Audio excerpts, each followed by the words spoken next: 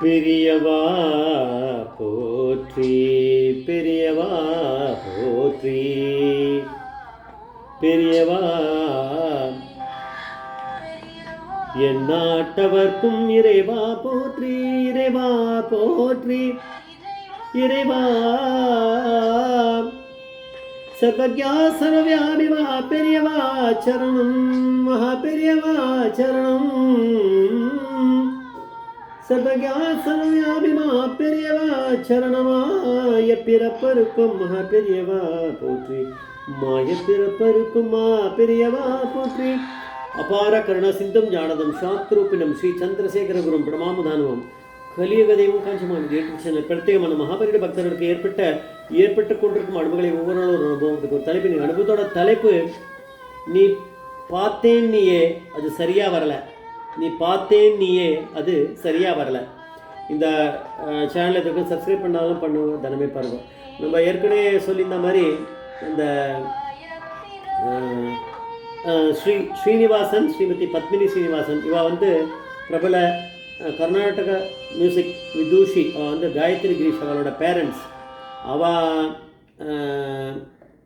அந்த ஸ்ரீனிவாசன்றவர் அந்த இன்டர்வியூவில் சொன்ன அந்த ஒரு அனுபவம் தான். நீ பார்த்தேன் நீ அது சரியாக வரல, இது எப்படின்னு பார்க்கலாம். மகாபெரிவா வந்து எங்கே கேம்பில் இருந்தாலும் இவர் போய் அங்கே போய் தரிசனம் பண்ணுவார். அந்த மாதிரி ஒரு நல்ல ஒரு பக்தி. மகாகாவன் முடிஞ்சு மகாபெரிவா உகார் அப்படிங்கிற இடத்துல இருக்கச்சே இவர் போயிருக்கார். பெரியவா வந்து சொன்னாராம் இவர்கிட்ட, ஸ்ரீனிவாசன் கிட்ட, நான் அடுத்தது பண்டர்பூர் போக போகிறேன், நீ பண்டர்பூரில் போய் நான் தங்கறதுக்கு வசதியான இடமா ஏதாவது இருக்குமா அப்படின்னு நீ பார்த்துட்டு எனக்கு வந்து சொல்கிறியா அப்படின்னாராம். சரி அப்படின்ட்டு அது சொன்ன பதில் தான் நம்ம கேட்கணும். பண்ணிட்டு வரையா, ஏற்பாடு பண்ணிட்டு வரையா, பார்த்துட்டு அப்படின்னா செலக்ட் பண்ணிட்டு வரையான்னா இவர் சொன்ன பதில் என்னன்னா, நான் பார்த்துக்கிறேன் அப்படின்னாராம்.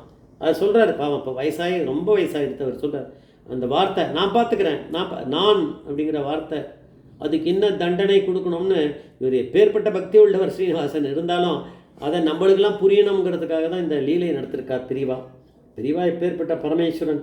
நான் பார்த்துக்கிறேன் அப்படின்னாராம். அந்த இதை நம்ம கொஞ்சம் கூட இது இல்லாமல் பெரியவா அனுகிரகத்தில் நான் பார்க்கணும், பெரியவா தான் அனுகிரகம் பண்ணணும்னு சொல்லியிருக்கலாமோ என்னவோ தெரியாது. அவ்வளோ பெற்ற பக்தரை நம்ம ஒன்றும் சொல்லக்கூடாது. பெரியவா பரமேஸ்வரன் அதை பார்த்துருக்காரு, கவனிச்சிருக்காரு, அதுதான், வேறு ஒன்றும் இல்லை. சரி போயிட்டு வா அப்படின்னாராம்.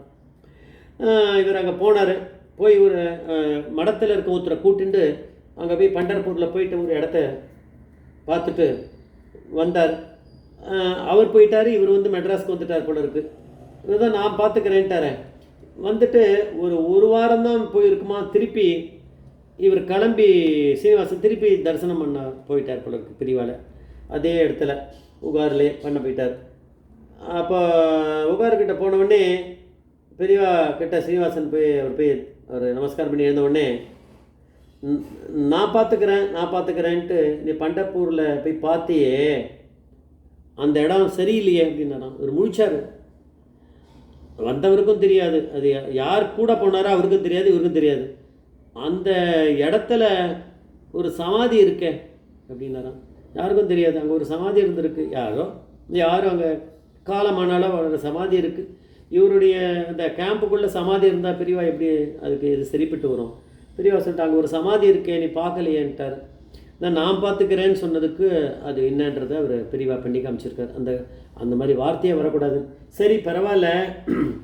அதுக்கப்புறம் யாரோ வந்தா அவள் மூலமாக நான் ஒரு இடம் சொல்லியிருக்கா, ஆனால் அந்த இடத்துல கொஞ்சம் ஏற்பாடெல்லாம் பண்ண வேண்டியிருக்கு, நீ போய் பார்த்துட்டு வா அப்படின்னாராம். வேறு அதை போய் விசிட் பண்ணிவிட்டு இவர் வந்து கார்த்தால கிளம்பி போயிருக்கார். இந்த மாதிரி தேவையான ஏற்பாடெல்லாம் பண்ணுன்னாரு. இவர் கிளம்புனார். போய் ஆகாரம்லாம் பண்ணல. ஏன்னா இவர் வந்து ரொம்ப நாளைக்கு, ரொம்ப வருஷம் முன்னாடியே வெளியில் எதுவும் ஆகாரம் பண்ணுறதில்ல. மகாபெரியோட கேம்பில் ஏதாவது சாப்பிடுவார், ஏன்னா ஆகாரம் வந்து வீட்டில் தான் சாப்பிடுவார். அந்த மாதிரி வச்சுட்டுருக்கார். வெளியில் ஹோட்டலில் இதில் எங்கேயுமே யார் வீட்டில் கூட சாப்பிட மாட்டாராம். அவர் அதனால் இவர் கிளம்பி போயிட்டார். காரணத்தால் இவர் ஆகாரம் பண்ணவே கிளம்பி போனவர் வந்து இது போயிட்டு அந்த பக்கத்தில் இருக்கக்கூடிய ஃபஸ்ட்டு பண்டர்பூர் போயிருக்காரு.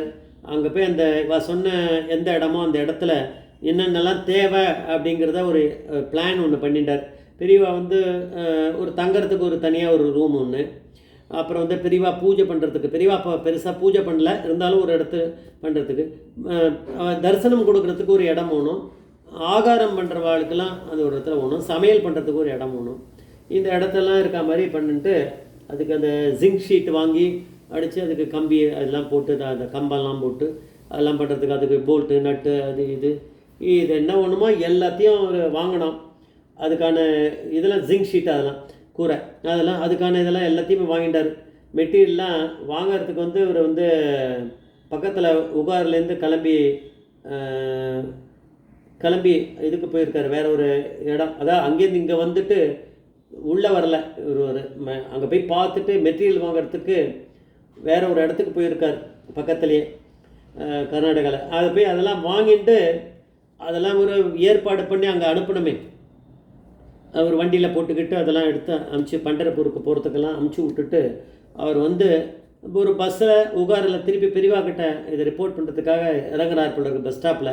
இறங்கும்போது மடத்துலேருந்து ஒரு 3 சிஷ்யா ஓடி வந்தானா. ஒரு பஸ் ஸ்டாப்பில் கீழே பஸ்லேருந்து கீழே கால் வைக்கும்போது, மாமா மாமா நீங்கள் பாட்டுக்கு கிளம்பி போயிட்டே எங்கள் பெரியவா எங்களை வந்து கோச்சிக்கிறா, எங்கள் 3 பேரையும் அமுச்சு விட்டா அப்படின்னு. என்னது அப்படின்னாராம். இல்லை நீங்கள் கார்த்தாலேயே ரெடி கார்த்தால போயாச்சு, நீங்கள் வெளியிலலாம் ஆகாரம் பண்ண மாட்டேனா, அதனால் இது வரைக்கும் பட்னியாக இருந்திருக்கான், தண்ணி கூட குடிக்கலாமல், நீங்கள் எப்படி அவனை வந்து அனுப்பலாம் அப்படின்னு எங்களை கோச்சிக்கிறா, எங்களுக்கு தெரியவே தெரியாது மாமா, எங்கள் தப்பு இல்லை அப்படின்னாராம்.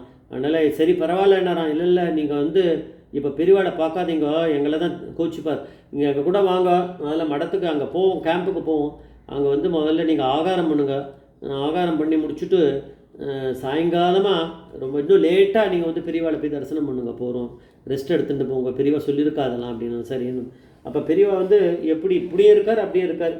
அதாவது தாய் சிறந்த தயாவான தத்துவனேன்னு நம்ம பார்த்துருக்கோம். அதனால் நம்மளை வழி நடத்துவார். அது நம்ம அந்த ஒரு இதுவும் இருக்கக்கூடாது, பெரியவா அப்படிங்கிறது பக்தி இருக்கணும், அது நம்பிக்கையை வந்து வளர்த்துட்டே போகணும், அது இருக்கான்னு பார்க்குறாரு. தாய் அதை தானே பார்க்கணும், பக்தியோடு இருந்துருவோம் அப்படின்னு நினைக்கக்கூடாது, பக்தி ஊட்டணும், அதுவும் பார்க்குறாரு பெரியவா. அதே சமயத்தில் அவருக்கு ஆகாரம் போகணுமா, அதை தாய் தானே கொடுப்பா, அதையும் பார்க்குறாரு. அப்போது தாய் அதாவது எனக்கு உடனே அதான் ஞாபகம் வந்தது, டைட்டில் அப்படி தான் இருக்கும், தாயை சேர்ந்த தயாவான தத்துவன்.